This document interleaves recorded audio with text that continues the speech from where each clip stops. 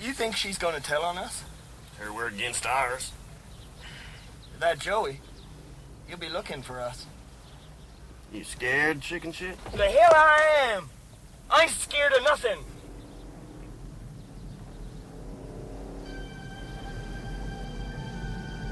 The hell is that? Hell if I know.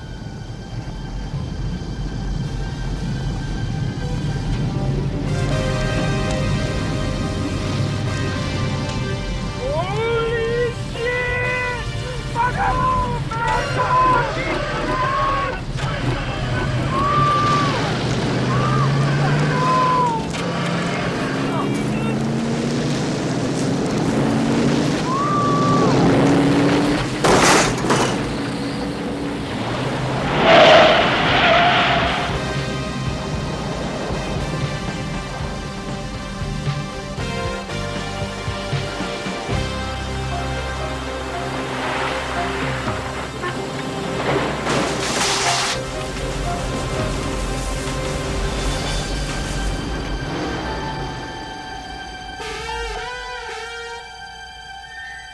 We lost him. Shut up.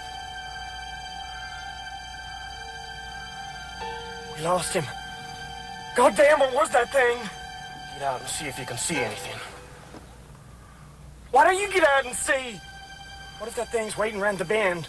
It's such a chicken shit. Why don't you get out and look then? Because I'm driving, asshole. Okay, then I'll drive.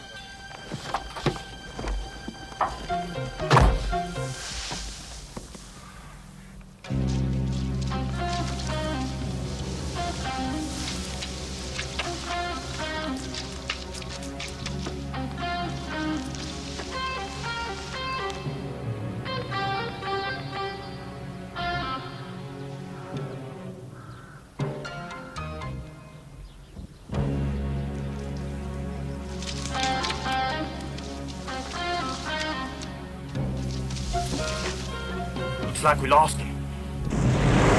Holy shit!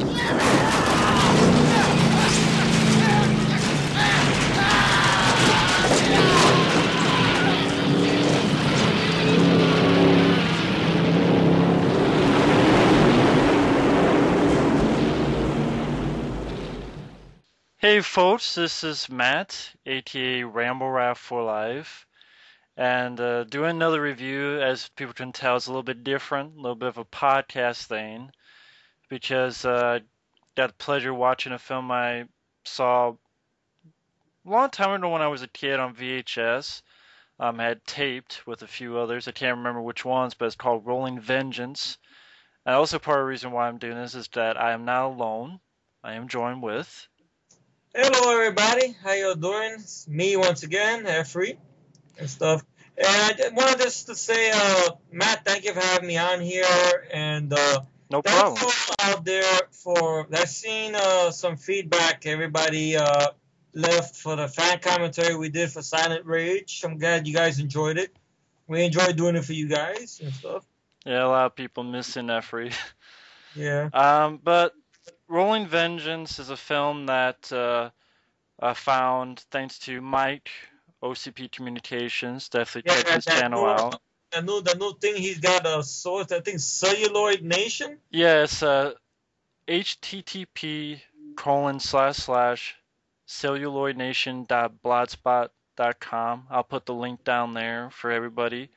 Yeah, he's taking requests, by the way, folks. So if any movies you're having trouble finding, just go to his page out there and PM him and send him an IMDb link to what the movie is, and he'll see if he could try to find it or whatever. And most of these films are because films that would never even put on DVD are very, very, very hard to find on DVD.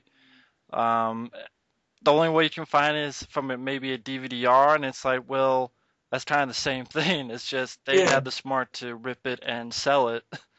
It's not like the company who released it. But anyway, definitely check that out. If you have any suggestions of movies that are on VHS, feel free to send Mike a PM.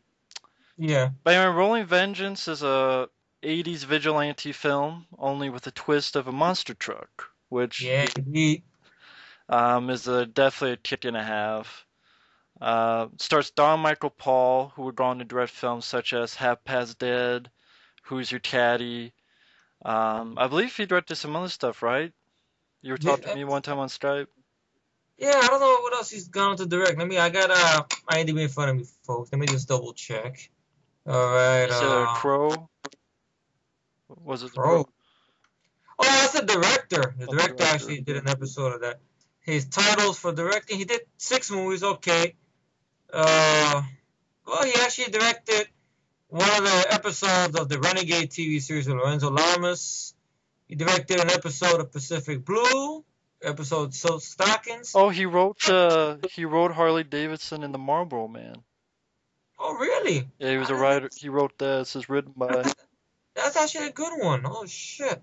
But he's definitely a better actor than director, because Half Past Dead is okay compared to. I think it's the last decent Steven Seagal movie, decent one, the last one. Because the made-to-DVD ones, I don't know, the only one I like out of all of them, but I like it, but I don't love it, is Into the Sun. That's about it. But everything else, it's just, I put my head down in shame. At least that's me. I understand there's still fans that enjoy his films. It's okay. And Who's Your Caddy is pretty horrible. I mean, it deserves the 1.8 on it. Yeah, I had the DVD-R of the film, and I got rid of it. I still have the DVD, but that's because it has a very funny commentary with Don Michael Paul and Phase on Love. It's better than the movie.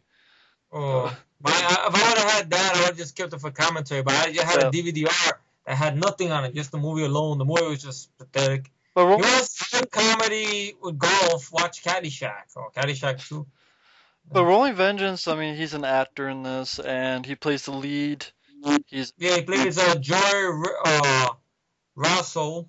Yeah, Rosso, Joy Rosso.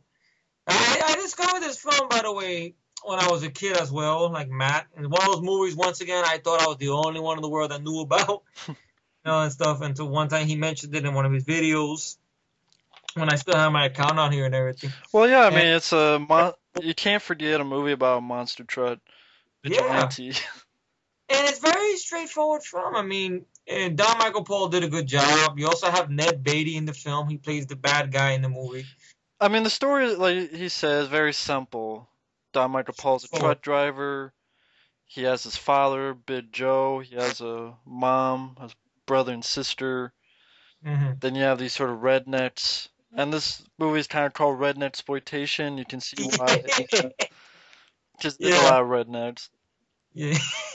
And basically, Ned Beatty and his sons keep fucking with people.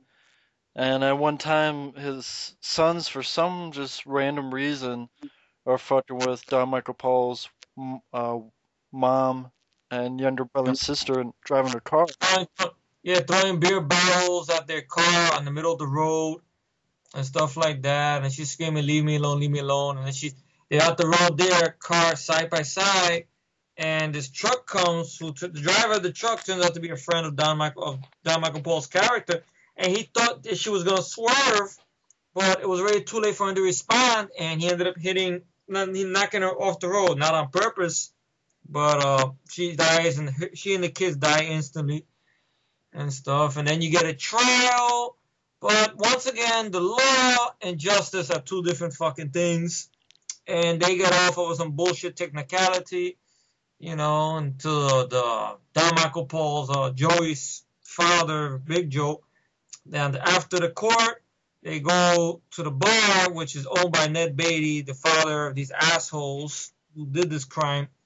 And you get a decent bar fight in there, and then they get a hand from the friend of Don Michael Paul, who was in the accident. He comes in there and gets them out of the fight and everything. But now Ned Beatty's pissed off and pretty much gets his sons slash flunkies to fuck with Joey's dad, Don Michael Paul's father in the movie, with foul shit. I'm telling you, you know those little walkways they have across the road sometimes, where you I don't know what they call those. Is it a walkway? I think it is a walkway. Yeah, right over the highway.